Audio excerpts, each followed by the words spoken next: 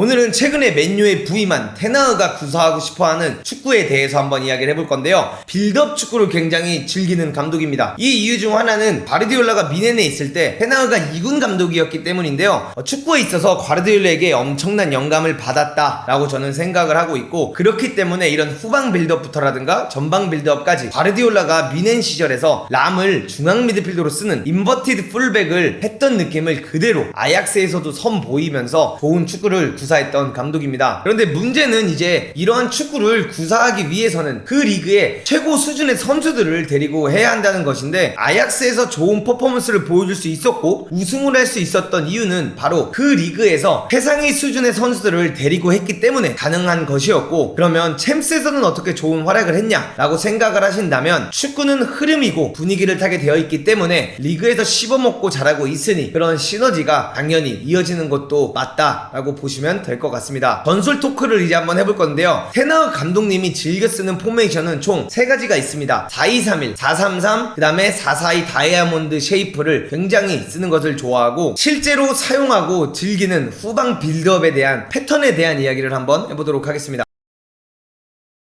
일단 테나흐 감독님이 즐겨서 사용하는 포메이션이 4-3-3 포메이션인데요. 보이시는 것처럼 센터백 둘을 양쪽에 벌려놓고 공 잘 차는 수비형 미드필드를 중앙에 둡니다. 양쪽 윙백들을 사이드에 벌려놓고 공격형 미드필드 2명을 높은 위치에 두는 것을 굉장히 선호하는 감독입니다. 그리고 양쪽 윙어들은 쫙 벌려져서 최대한 위트라고 하죠. 넓이를 주고 스트라이커는 중앙을 지켜주면서 이런 쉐입을 가지고 후방 빌드업을 시작하는 모습들을 자주 볼 수 있었어요.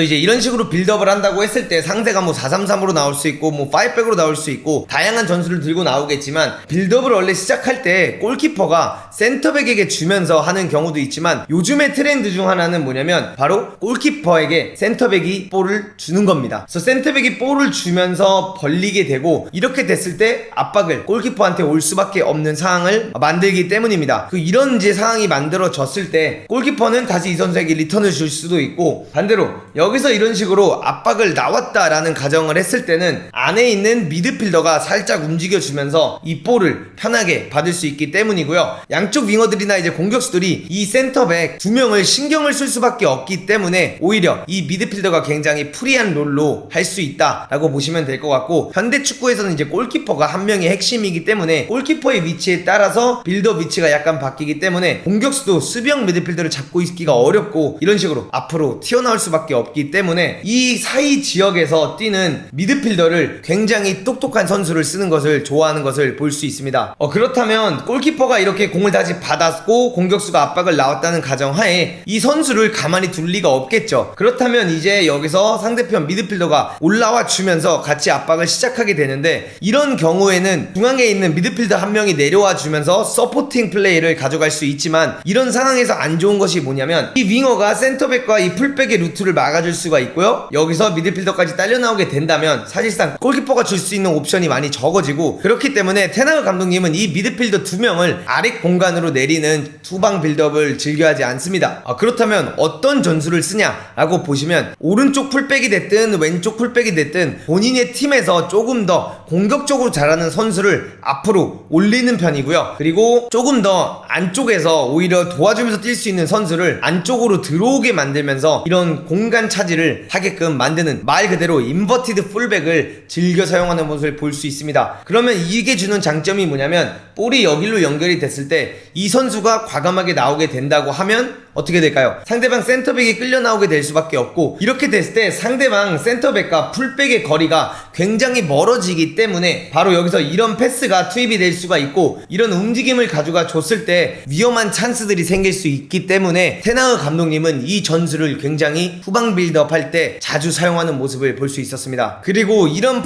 이런 후방 빌드업을 할 때 가장 중요한 것 중 하나는 바로 이 골키퍼의 빌드업 능력인데요. 이렇게 됐을 때 이 공격형 미드필드가 굉장히 프리한 위치에 서서 플레이를 할 수 있게 되며, 여기서부터 이제 요구하는 게 바로 골키퍼의 빌드업 능력입니다. 왜냐면 골키퍼가 빌드업이 능력이 좋아야지만 윙어가 이런 공간에 내려왔을 때 이 킥을 선택을 한다든가, 아니면 반대쪽 풀백은 비어있는 상황이기 때문에 이런 킥을 정확하게 찾을 수 있는, 아니면 여기에 있는 공미를 보고 정확히 찾을 수 있는 능력을 갖춘 빌드업 골키퍼를 사용하는 것 중 하나가 바로 이런 이유들 때문입니다.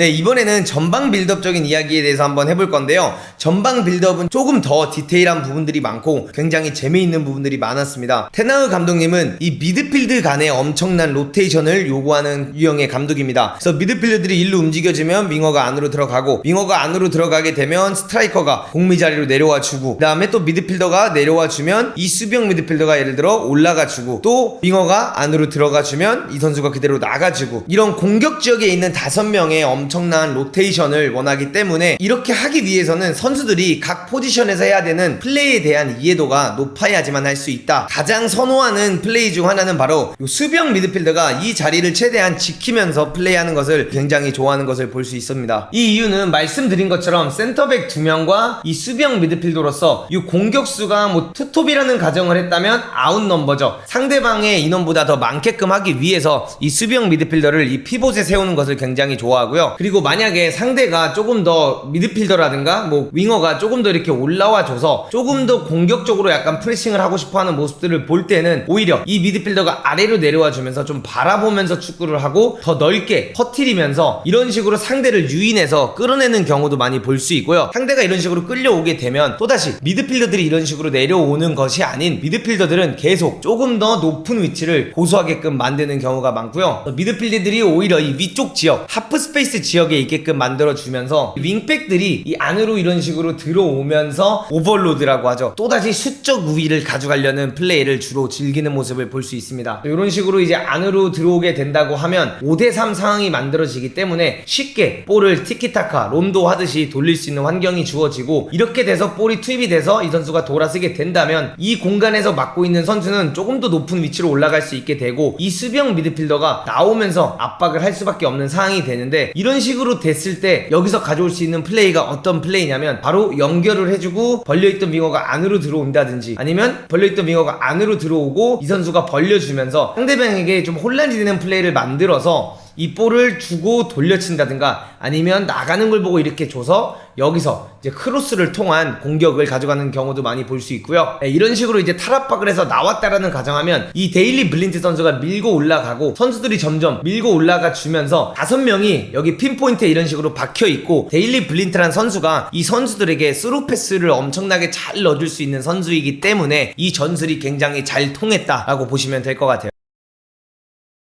이제 또 다른 전방 빌드업에 대한 모습은 뭐냐면, 이런 식으로 서 있는 게 아니라 그 이번에 맨유로 이적했던 마르티네 선수가 가운데로 들어와주고 3백, 데일리 블린트가 내려오면서 3백을 형성하는 경우도 굉장히 많았습니다. 그럼 이렇게 3백이 구성이 됐을 때는 또다시 이 미드필더들이 내려오는 것이 아니라 미드필더들은 계속 이 하프 스페이스를 고수하게끔 만드는 걸 굉장히 좋아하고요. 중앙에 뛰는 미드필더가 건너오게 되면 오른쪽에 있는 풀백이 안으로 들어와 주면서 또다시 이 수적 우위를 가져가는 모습을 볼 수 있고, 여기서 이제 테나흐 감독이 가장 중요시 생각하는 부분은 바로 이 부분인데요. 이제 이런 하프 스페이스 지역에 미드필드 둘과 공미 둘이 항상 서 있으면서 축구하는 플레이를 굉장히 선호하고, 이렇게 하는 이유는 또다시 데일리 블린트라는 선수가 굉장히 왼발이 좋기 때문에 상대의 압박을 쉽게 풀어나갈 수 있다. 이 선수는 왼발로 예를 들어 미드필드한테도 잘 줄 수 있는 선수였고, 공미한테도 잘 주고 윙어한테도 잘 주고, 포드 가슴 보고 떨어뜨릴 수도 있었고, 그 다음에 반대 전환에도 유능한 킥을 가진 선수였기 때문에 이런 식으로 3백을 만들었는데, 이런 상황에서 만약에 상대가 쉽게 나오지 않고 이런 식으로 높은 위치에 있지만 풀리지 않는 경우도 있지 않겠습니까? 상대가 4-4-2로 진을 치고 압박을 잘 안 나와. 그럼 이럴 때는 테나도 약간의 변형을 가져가는 걸 좋아했는데요. 어떤 식이냐면, 여기에 있는 공미가 이제 슬슬 이런 식으로 내려와 줍니다. 이렇게 내려와 주게 되면 자연스럽게 윙어가 딸려 나오다가 압박을 나오게 되고, 미드필더들이 투입이 되고 따라 나오게 된다면 여기서 이제 이 패스를 미드필더에게 넣어주고 데일리 블린트는 오버래핑을 나가기 시작합니다. 그리고 이렇게 상황이 됐을 때 당연히 윙어가 다시 공쪽으로 압박을 가게 된다면 여기서 내려왔던 미드필더가 블린트 자리를 조금 더 내려가 주면서 블린트가 생기고 이 선수가 생겨서 다시 패스를 통해서 블린트에게 연결하는 경우도 있고요. 아니면 이 선수는 그 옵션을 만들어주기 위해 내려왔다 라고 생각을 하시면, 여기서 이제 타디치, 아약스에서 엄청난 활약을 보였던 타디치 기억하시죠? 자연스럽게 이 하프 스페이스로 들어갑니다. 그러면서 데일리 블린트가 올라가게 되고, 볼이 여기서 이제 타디치를 통한 원투 조합에 대한 뭐 슈팅 슈팅이 나온다든가 아니면 자연스럽게 블린트의 왼발이 굉장히 좋기 때문에 블린트가 여기서 공을 받아서 올려주는 크로스를 뭐 홀러라든가 이런 선수들이 투입이 되면서 수적으로도 골대 앞에 근처에 많고 타디치도 여기서 바로 세컨볼을 가게 된다면 충분히 많은 숫자를 데리고 공격을 할 수 있기 때문에 공격하는 모습들을 많이 볼 수 있었고요.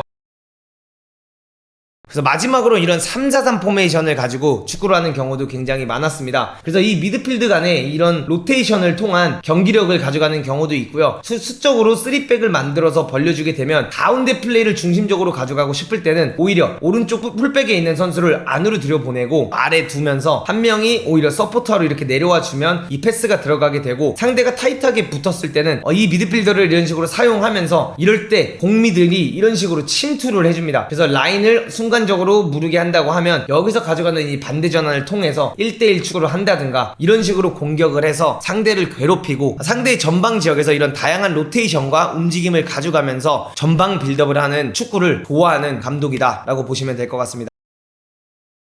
그리고 이제 이번에는 수비적인 부분, 테나우 감독님이 즐겨 쓰는 수비적인 부분에 대해서 한번 이야기를 해볼 건데요. 테나우 감독님은 전방 압박과 재차 압박을 굉장하게 중요하게 생각을 하는 감독입니다. 그렇기 때문에 라인이 굉장히 높은 경우들도 많고 볼 플레이를 즐기기 때문에 포백들이 정비되어 있다라기보다는 3백 형태에서 전방 압박을 가는 경우가 굉장히 많습니다. 이렇게 5명의 선수들을 윗선에 올려놓는 이유는 볼이 플레이가 됐을 때 바로바로 압박을 가면서 이런 걸 쪼는 거를 굉장히 중요하게 여기는 감독이기 때문입니다. 그러면 예를 들어 안으로 이렇게 들어왔다고 하면 이 순식간에 미드필드 2명을 이 수비형 미드필드가 혼자 막아야 되는 경우가 있기 때문에 여기서 테나우 감독님이 가져가는 게 약간 다릅니다. 어떤 식으로 되냐면 이 숫자 싸움에서 지지 않게 하기 위해서 약간 3백 형태로 라인을 구축을 하고 오른쪽에 있는 풀백이 안으로 들어와 주면서 이 수적 싸움 을 가져가는 플레이를 많이 볼 수가 있는데, 이렇게 되기 때문에 라인이 굉장히 높은 축구를 해서 오히려 이런 뒷공간 킥 한 방에 실점을 하거나 위기를 맞는 경우도 있습니다. 그래서 여기서 이제 가장 중요하게 선호하는 부분 중 하나는 바로 이 골키퍼가 충분히 높은 위치에 나와서 이런 처리들을 잘할 수 있는 러싱아웃이 좋은 골키퍼를 굉장히 선호하는 편입니다.